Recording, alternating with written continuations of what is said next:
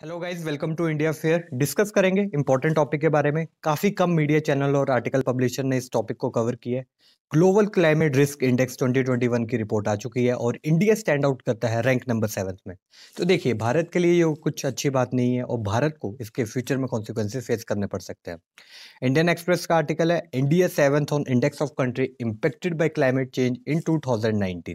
देखिए, climate change की बात करें हम तो काफी डेवलप कंट्रीज और डेवलपिंग कंट्री यहाँ पे पैसा इन्वेस्ट कर रही हैं। काफी यहाँ पे डिफरेंट पॉलिसीज और एग्रीमेंट बनाए गए हैं जिससे कि क्लाइमेट चेंज को रोका जा सके। ठीक है, पर ये बात अलग है कि जब डोनाल्ड ट्रंप की सरकार थी तब उन्होंने पेरिस एग्रीमेंट से विड्रॉ कर लिया था। पर देखने वाली बात होगी कि किस तरह से जो बाइडेन एक रिमार्क सेट करते हैं, एक इनिशिएटिव लेते हैं और पेरिस एग्रीमेंट में एंटर होते हैं। ठीक है, क्लाइमेट चेंज की बात करें तो क्लाइमेट चेंज का एक ही फैक्टर है जो कि धरती को गर्म कर रहा है, वो है ग्लोबल वार्मिंग।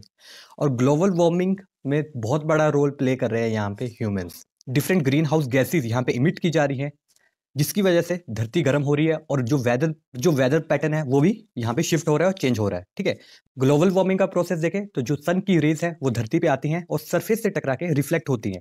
पर यहाँ पे जो ग्रीन हाउस गैसेज है like carbon dioxide, methane, HFC, hydrofluorocarbon, ये जाके एटमोसफेयर में ट्रैप हो जाती हैं जिसकी वजह सन की रेज है वो धरती से बाहर नहीं जा पाती हैं और जिसके कारण धीरे धीरे धरती गर्म होती जा रही है। इनफैक्ट जो एवरेज टेम्परेचर है धरती का वो इंक्रीज होता जा रहा है और अगर हम इसे 19th सेंचुरी से कंपेयर करें तो धरती का टेम्परेचर 0.8 डिग्री सेल्सियस तक बढ़ चुका है और आने वाले टाइम में ये धीरे धीरे बढ़ता जाएगा। ठीक है, और साल 2100 तक यहाँ पे अनुमान लगाया गया है कि 1.5 डिग्री सेल्सियस से लेकर 5.3 डिग्री सेल्सियस तक यहाँ पे धरती का टेम्परेचर बढ़ सकता है और ये human civilisation, natural vegetation, flora and fauna, biosphere के लिए यहाँ पे अच्छी बात नहीं है और यहाँ पे बहुत बड़ा खतरा है धरती को। ठीक है, कोशिश की बात करें, कारणों की बात करें कि किस तरह से ग्लोबल वार्मिंग यहाँ पे होती है तो सबसे पहले है फॉसिल फ्यूल्स।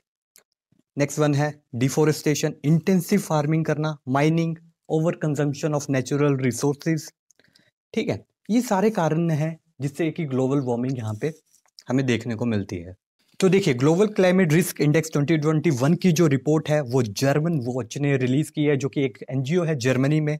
और कहा गया है यहाँ पे 2019 के जो मॉनसून थे भारत में वो काफी लंबे समय तक चले थे, जून टू सितंबर तक यहाँ पे हमें मॉनसून देखने को मिले थे भारत में और ये कुछ अच्छी बात नहीं है। ठीक है, और यहाँ पे फानी साइक्लोन का भी जिक्र किया गया है कि कितना यहाँ पे नुकसान हुआ था भारत को। यहाँ पे 90 लोगों की जान गई थी इंडिया और बांग्लादेश में और US $8.1 बिलियन का यहाँ पे नुकसान हुआ था दोनों देशों को। ठीक है, और ये कुछ अच्छी बात नहीं है। धीरे धीरे यहाँ पे धरती अपना जो रंग है वो दिखा रही है क्लाइमेट चेंज की वजह से। ठीक है, और यहाँ पे एक रिपोर्ट छापी गई है, काफी इंटरेस्टिंग है।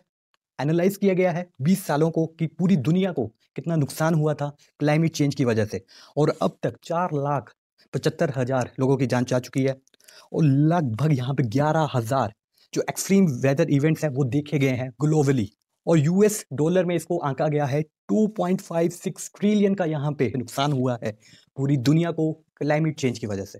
इम्पैक्ट की बात करें तो इंडिया बहुत प्यारा और सुंदर देश है। इकोलॉजी के मामले में यहाँ पे बहुत बड़ी एडवांटेज है भारत को। Glacier, high mountains, long coast line, यहाँ पे भारत को सब कुछ मिला है। पर देखिए, ग्लोबल वार्मिंग की वजह से सीधा यहाँ पे भारत इम्पैक्ट होगा। धीरे धीरे यहाँ पे जो ग्लेशियर है वो मेल्ट हो रहे हैं, साइक्लोन्स आ रहे हैं। अगर आपने नोटिस किया होगा दिल्ली और राजस्थान में बहुत ज़्यादा यहाँ पे हीट वेव्स आती हैं जिससे लोगों की जान भी जाती है। और यहाँ पे जो इंडिया की पॉपुलेशन है वो एग्रीकल्चर पे है। अराउंड 70% यहाँ पे जो है इंडिया की पॉपुलेशन एग्रीकल्चर पे डिपेंडेंट है और इसका क्लाइमेट चेंज की वजह से सीधा सीधा इम्पैक्ट होगा भारत पे और ये भारत के लिए कुछ अच्छी बात नहीं है। ठीक है, ग्लोबल वार्मिंग के प्रिवेंशन दिए गए हैं यहाँ पे, किस तरह से हम ग्लोबल वार्मिंग को रोक सकते हैं। द फर्स्ट वन है renewable energy, solar energy, wind energy का प्रयोग करके यहाँ पे हम थोड़ा सा क्लाइमेट चेंज को रोक सकते हैं। Energy and water efficiency means यहाँ पे जो अप्लाइंसेस हैं उसे हम रेटिंग के हिसाब से खरीदें, लाइक 5 स्टार रेटिंग अप्लाइंसेस, तो यहाँ पे एफिशिएंट होंगे, कम बिजली लेंगे वो और पोल्यूशन भी नहीं करेंगे। ठीक है, sustainable agriculture and forest management, जो फॉरेस्ट की देख रेख है वो अच्छे से करें, ज़्यादा से ज़्यादा यहाँ पे ट्रीज और प्लांट लगाए जाएं, और रिस्पॉन्सिबल कंजम्पशन एंड रिसाइकलिंग, ज़्यादा से ज़्यादा हम यहाँ पे जो वेस्ट है उसे रिसाइकिल करें, या तो हम प्लास्टिक को बैन करें या उसे अच्छी तरह से यहाँ पे रिसाइकिल करें। ठीक है। ग्लोबल क्लाइमेट रिस्क इंडेक्स 2021 की रिपोर्ट में ये सारी चीज़ें थी, एंड आई होप आपने बहुत कुछ सीखा होगा।